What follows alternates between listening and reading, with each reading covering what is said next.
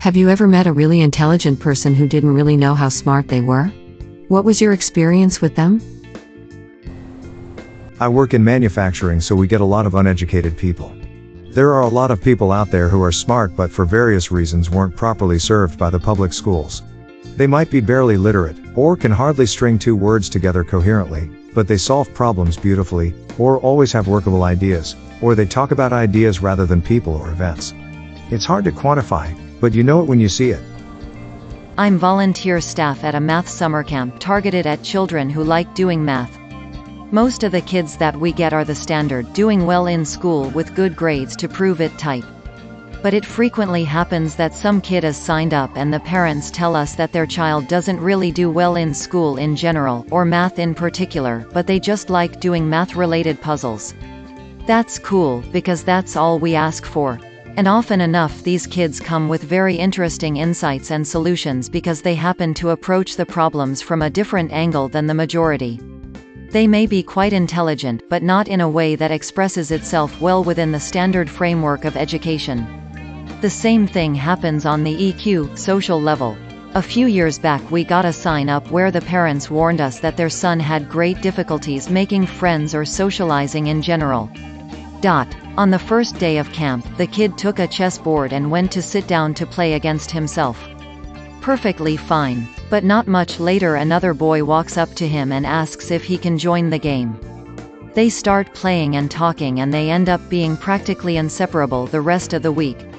The kid that had difficulties making friends just made a new best friend faster than anyone else there. Just need to give people the right environment. Criminal defense lawyer here. Had a client who was a low-level drug dealer and gun runner.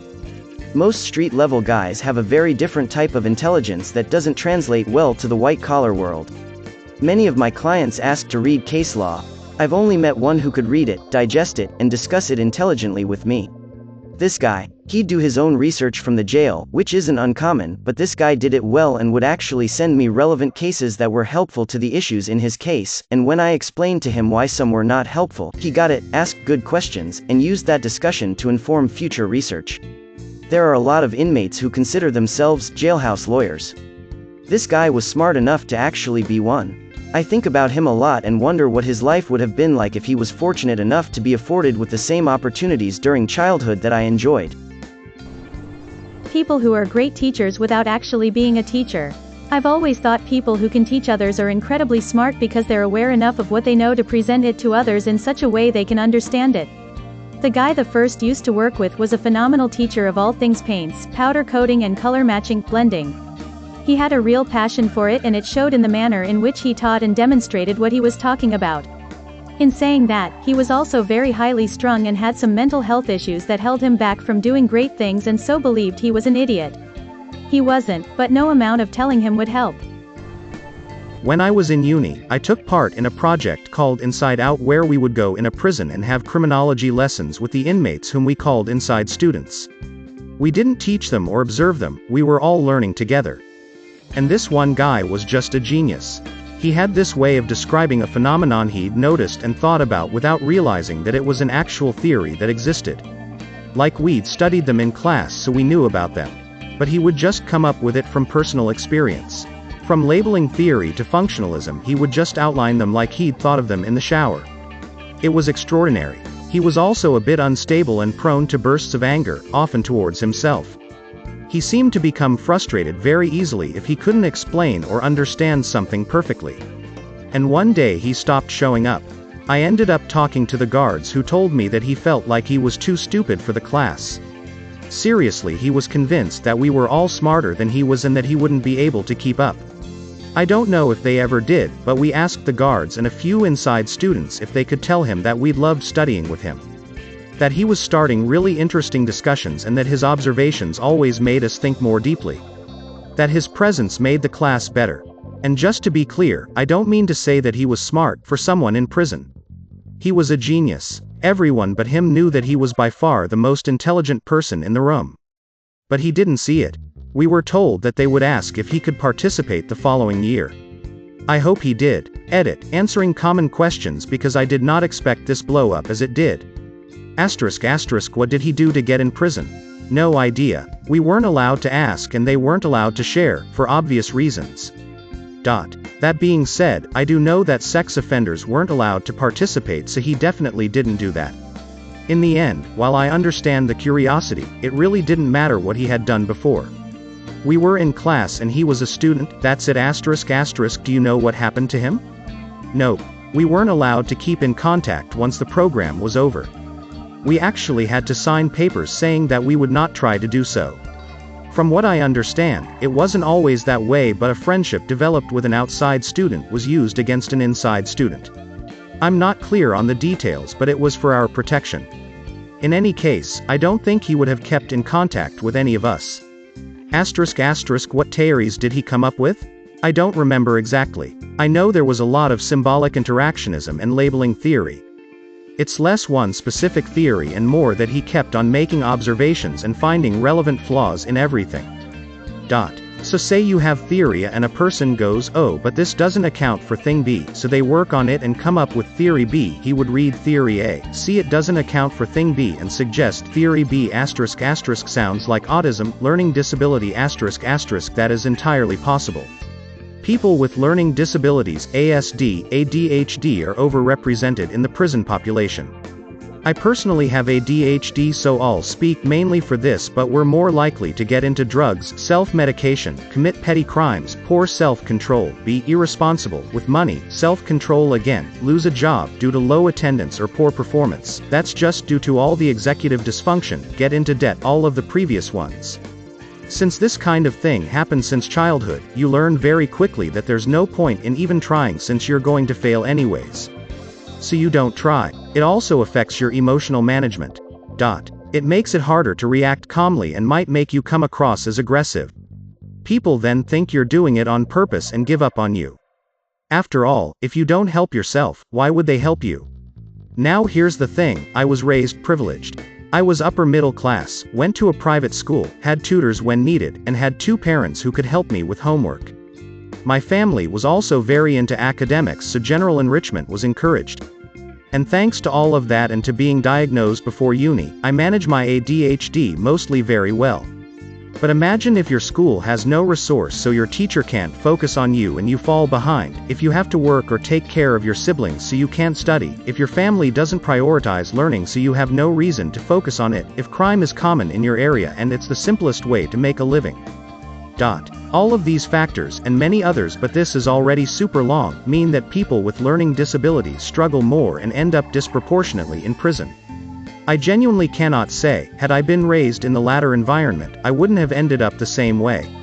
This is not okay.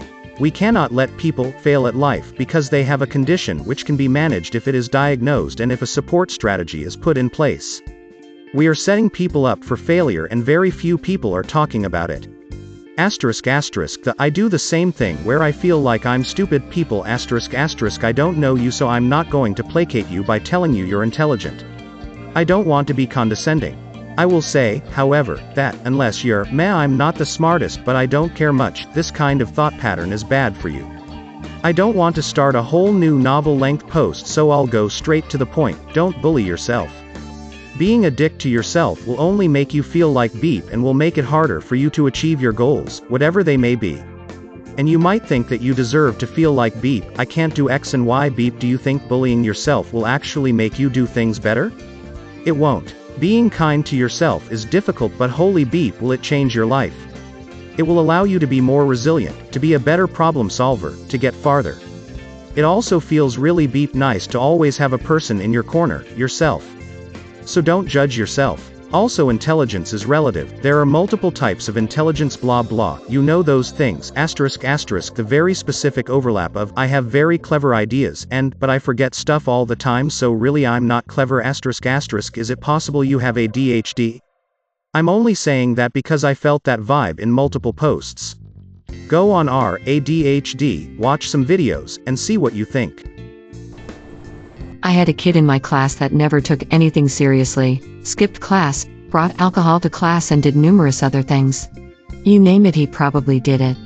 But man, that MF knew his beep whenever he paid attention. He understood things when other people were struggling to learn whatever was being taught that day, math, science, English, Reading etc. It makes me a little sad because he was always a troublemaker, but deep down I knew that he/was very smart and was capable of doing good in school.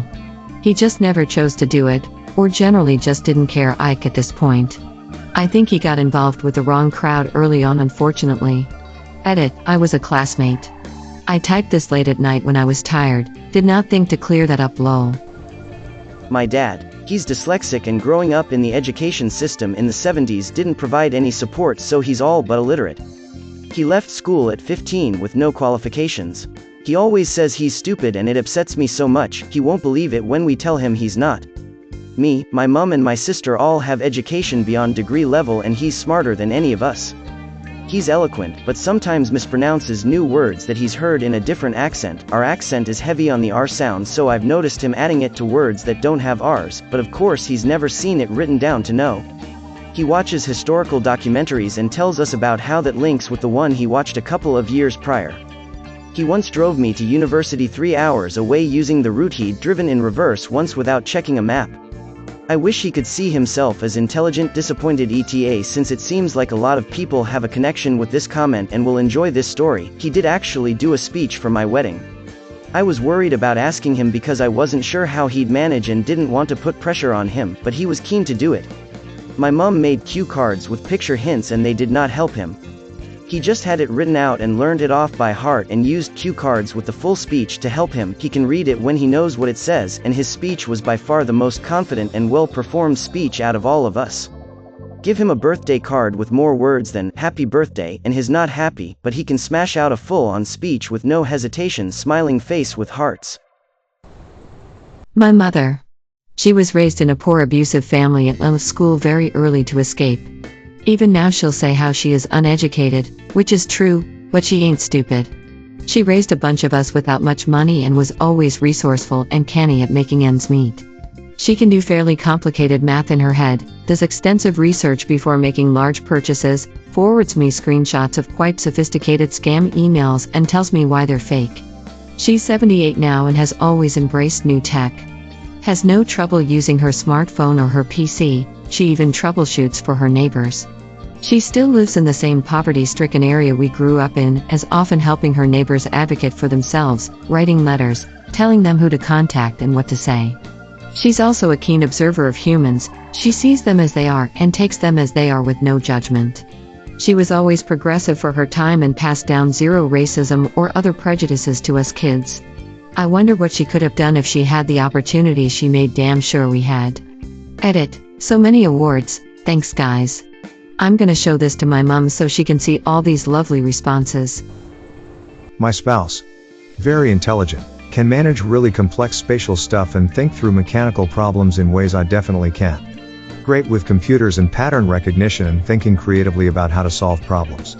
High school dropout and probably a 5th grade reading level due to severe and inadequately treated dyslexia and dyscalculia.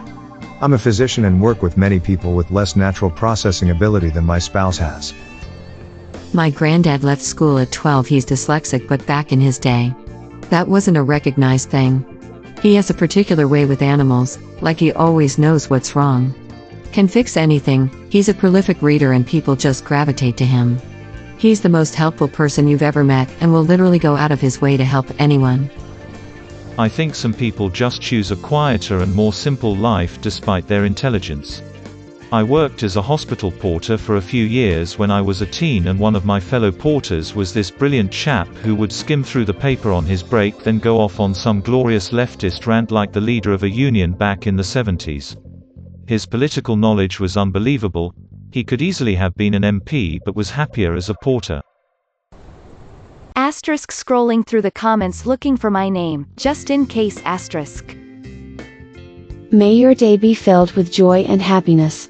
And please remember to like, share, and subscribe for more quality content every day.